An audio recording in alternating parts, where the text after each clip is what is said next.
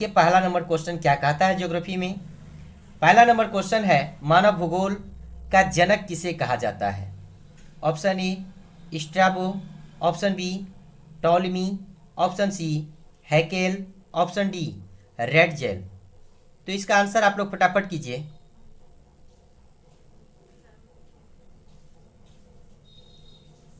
देखिए आपका हो जाएगा ऑप्शन नंबर डी हो जाएगा, ठीक है ना।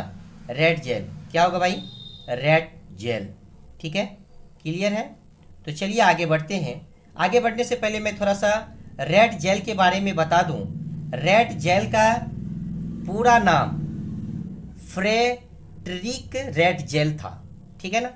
इनका जन्म 30 अगस्त 1844 ईस्वी को हुआ और इसका मृत्यु 9 अगस्त 1904 ईस्वी को हुआ था, ठीक है। अगर आपको पूछेगा पूछेगा कि रेड जेल का जन्म कब हुआ था, तो आप लोग क्या कीजिएगा, लगाइएगा 30 अगस्त, ठीक है, 1844 ईस्वी, क्लियर है। अगर आपको पूछेगा इसका मृत्यु कब हुआ था, तो हम लोग लगाएंगे 9 अगस्त, क्या लगाएंगे भाई, 9 अगस्त 1904 ईस्वी, क्लियर है ना। अगर पूछ देगा तो आप लोग कर लीजिएगा। और रेड जेल का पूरा नाम क्या था, फ्रेडरिक रेड जेल, क्लियर है। देखिए एक चीज़ और बता देते हैं रेड जेल के बारे में। रेड जेल के अनुसार जो है ना, मानव सर्वत्र वातावरण से संबंधित होते हैं जो स्वयं भौतिक दशाओं का एक योग होता है, ठीक है, क्लियर है। चलिए आगे बढ़ते हैं दूसरा नंबर में। देखिए ज्योग्राफी का दूसरा नंबर क्वेश्चन क्या कहता है, मानव भूगोल क्रियाशील मानव और अस्थायी पृथ्वी के परिवर्तनशील संबंधों का अध्ययन है। ये किसने कहा, option A Ritter, option B red jail, option C कुमारी सैंपल, ऑप्शन डी टेलर। चलिए इसका आंसर कीजिए आप लोग फटाफट।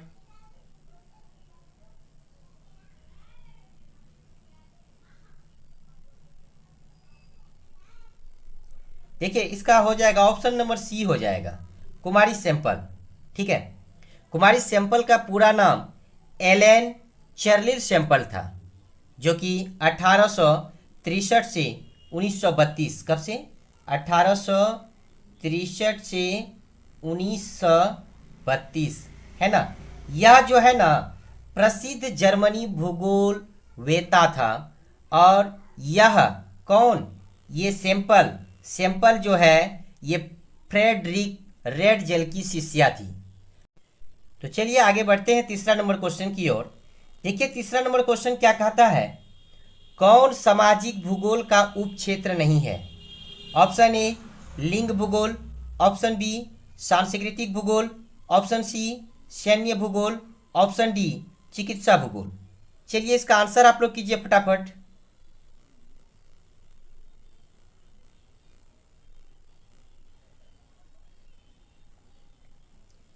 जी देखिए भाई, मानव भूगोल का उप क्षेत्र जो नहीं है वह है चिकित्सा भूगोल, अर्थात ऑप्शन नंबर डी, ठीक है।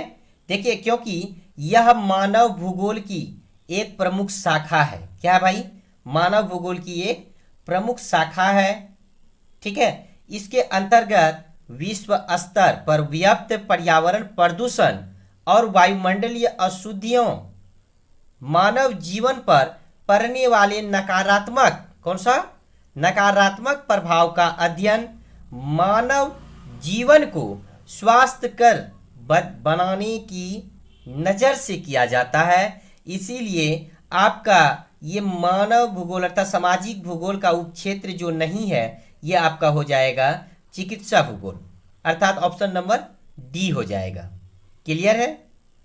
चलिए आगे बढ़ते हैं चौथा नंबर क्वेश्चन की ओर। देखिए चौथा नंबर क्वेश्चन क्या कहता है, प्रकृति और मानव के बीच पारस्परिक क्रिया का सबसे महत्वपूर्ण कारक कौन है, ठीक है। महत्वपूर्ण कारक के बारे में पूछा है। ऑप्शन ए में है बुद्धिमत्ता, ऑप्शन बी में तकनीकी, ऑप्शन सी में समझबूझ, ऑप्शन डी में भाईचारा। चलिए इसका आंसर कीजिए आप लोग फटाफट। 4 का क्या होगा,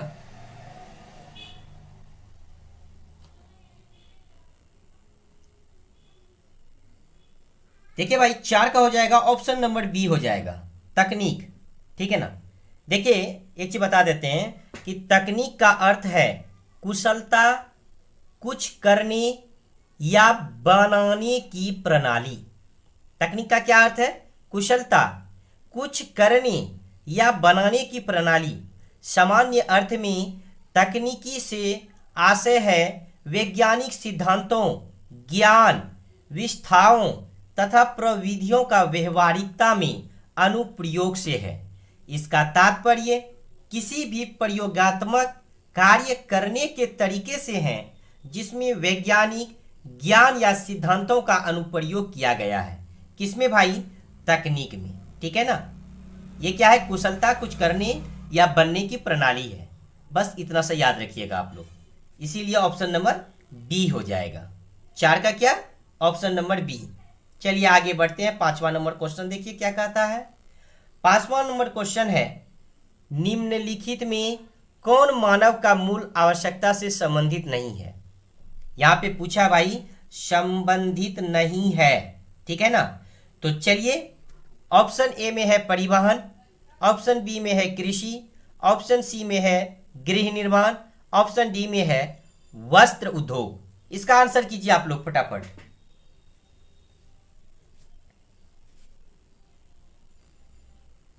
देखिए पूछा है संबंधित नहीं है। जब संबंधित नहीं होगा, देखिए आपका तो वस्त्र उद्योग तो होगा संबंधित, है ना। गृह निर्माण ये भी संबंधित है, कृषि ये भी संबंधित है। किससे भाई? मानव की मूल आवश्यकता संबंधित नहीं है पूछा।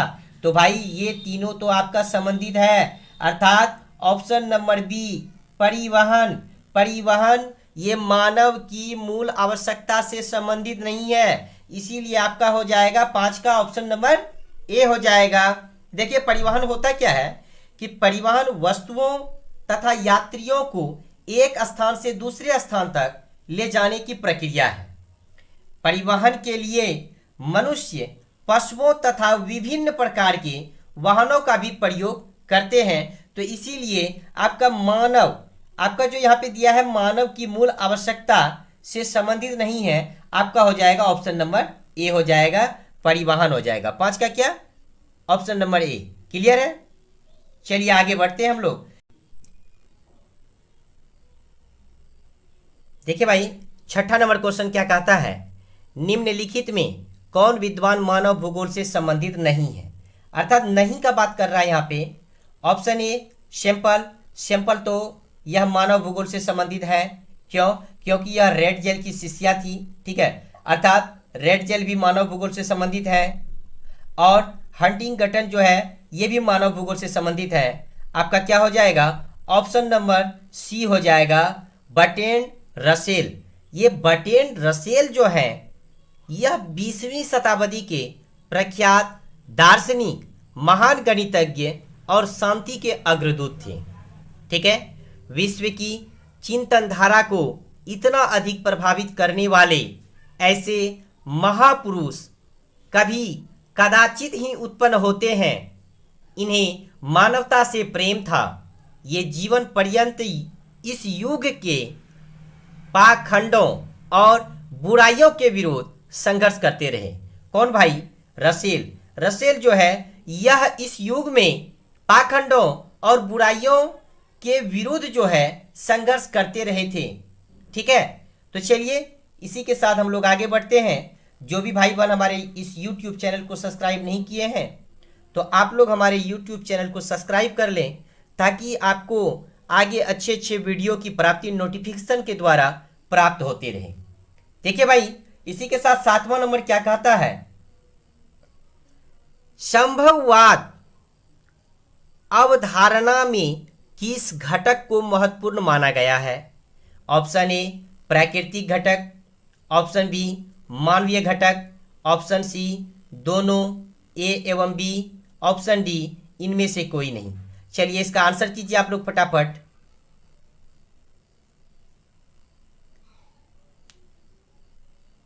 देखिए इसका हो जाएगा ऑप्शन नंबर सी हो जाएगा, दोनों, अर्थात प्राकृतिक घटक और मानवीय घटक।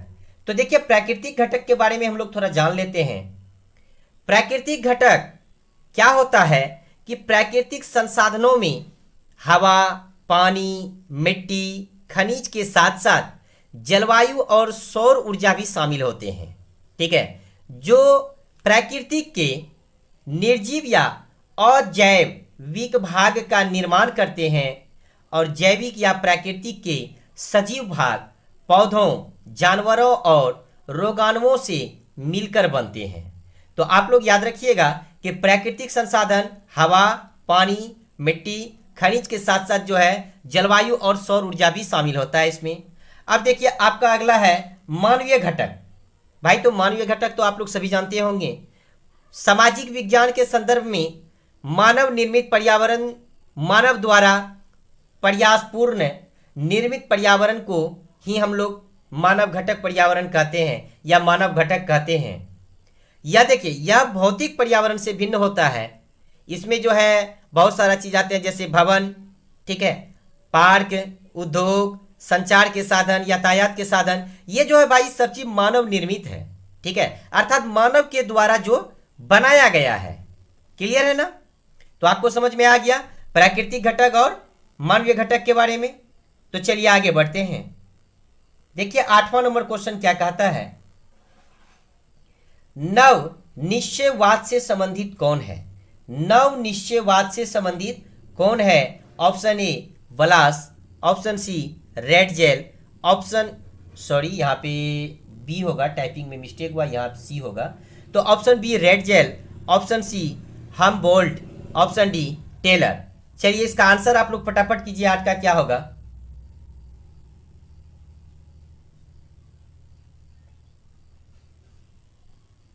जी देखिए इसका हो जाएगा ऑप्शन नंबर डी हो जाएगा, टेलर। ठीक है ना? टेलर का जन्म एक अमेरिकी के फिलडेल्फिया के जर्मन टाउन के संपन्न परिवार में हुआ था। कीजिए देखिए 9वां नंबर क्वेश्चन क्या है, निम्नलिखित में से कौन सा एक भौगोलिक सूचना का स्रोत नहीं है? भाई यहाँ पे स्रोत नहीं का बात कर रहा है, जो है तो वो तो है ही, जो नहीं है बस उसको हम जो है सही कर देंगे। देखिए ऑप्शन नंबर में ए में क्या है, यात्रियों के विवरण, ऑप्शन नंबर बी में है प्राचीन मानचित्र, ऑप्शन नंबर सी में है चंद्रमा से चट्टानी पदार्थों का नमूना, ऑप्शन नंबर डी में है प्राचीन महाकाव्य। क्या हो जाएगा इसका आंसर? नहीं के बारे में बात कर रहा है भाई। तो एक चीज हम आपको बता देते हैं, थोड़ा सा आप लोग गौर कीजिएगा। यात्रियों का विवरण ये भौगोलिक सूचना के अंतर्गत आता है। ठीक है, प्राचीन मानचित्र ये भी भौगोलिक सूचना के अंतर्गत आता है, और चंद्रमा से चट्टानी पदार्थों के नमूने ये भी आपका भौगोलिक के अंतर्गत आता है। लेकिन भाई प्राचीन महाकाव्य यह जो है आपका भौगोलिक सूचना स्रोत के अंतर्गत नहीं आता है। क्यों? क्योंकि भारत में संस्कृति तथा अन्य भाषाओं में अनेक महाकाव्यों की रचना हुई है। भारत में जो है, हमारे भारत में संस्कृत और अन्य भाषाओं में अनेक महाकाव्यों की रचना हुई है। भारत के महाकाव्यों में वाल्मीकि जी रामायण, व्यास द्वैपायन रचित महाभारत, तुलसीदास रचित रामचरितमानस तथा ये जो ग्रंथ हैं ये प्रमुख हैं। रामचरितमानस, महाभारत, रामायण ये सभी के सभी आपके क्या हैं? महाकाव्य हैं। रामायण एवं महाभारत भारत के जो हैं ये दो सर्वाधिक प्राचीन महाकाव्य हैं। सबसे पुराना महाकाव्य क्या है? महाभारत और रामायण। ठीक है ना? तो यहाँ पे प्राचीन महाकाव्यों की बात कर रहे थे, यहाँ पे नहीं के बारे में पूछा है, तो हमारा ऑप्शन नंबर डी हो जाएगा।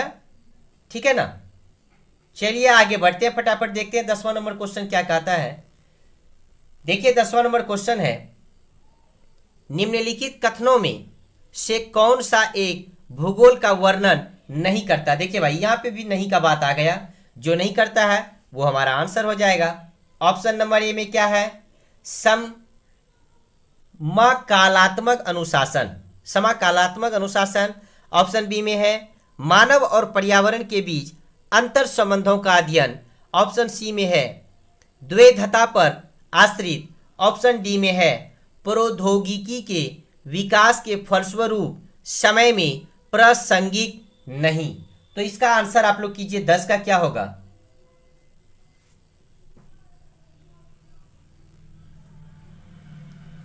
देखिए 10 का हो जाएगा ऑप्शन नंबर ए हो जाएगा। ठीक है, समाकलनात्मक अनुशासन।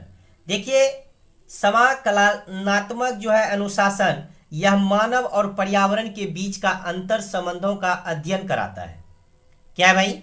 मानव और पर्यावरण के बीच अंतर संबंधों का अध्ययन प्रौद्योगिकी के विकास के फलस्वरूप आधुनिक समय का प्रासंगिक नहीं होता है। तो इसीलिए आपका यहाँ पे जो कहा है मानव का वर्णन नहीं करता है, तो ये आपका हो जाएगा ऑप्शन नंबर ए। ठीक है, चलिए अगला चलते हैं 10वां नंबर, और ये लास्ट है।